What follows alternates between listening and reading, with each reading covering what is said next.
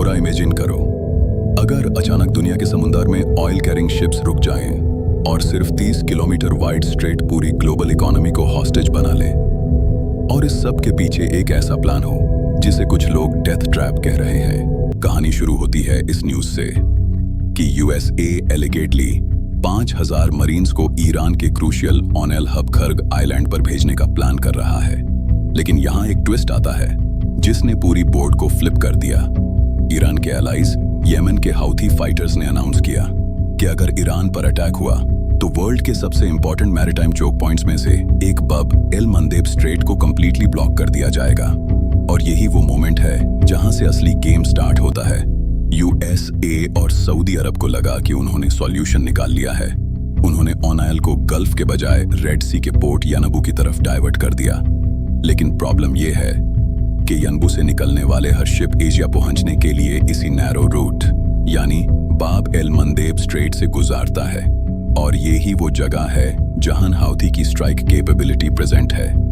Reports के मुताबिक dozens of ऑनाइल tankers इस वक्त इस रूट के नियर स्टैंड बाय हैं और वो सब पोटेंशियल स्ट्राइक रेंज में आ सकते हैं।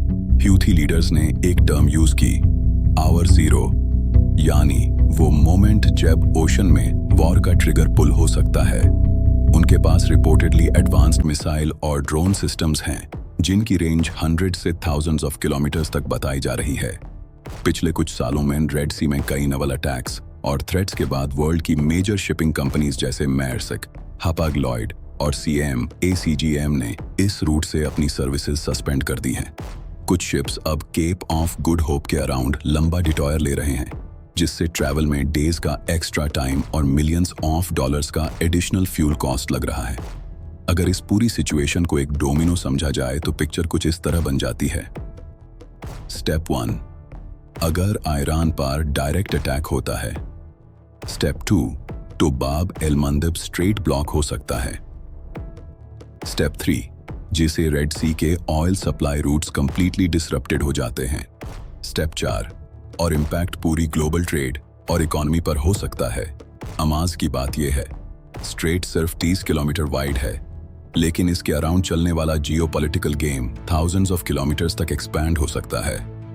अब असली क्वेश्चन यह है, क्या ये सब सिर्फ प्रेशर और डिटरेंस स्ट्रेटेजी है, या सच में दुनिया एक ऐसे मैरीटाइम क्राइसिस के करीब है जो ग्लोबल ट्रेड को शेक कर देगा? आप क्या सोचते हैं?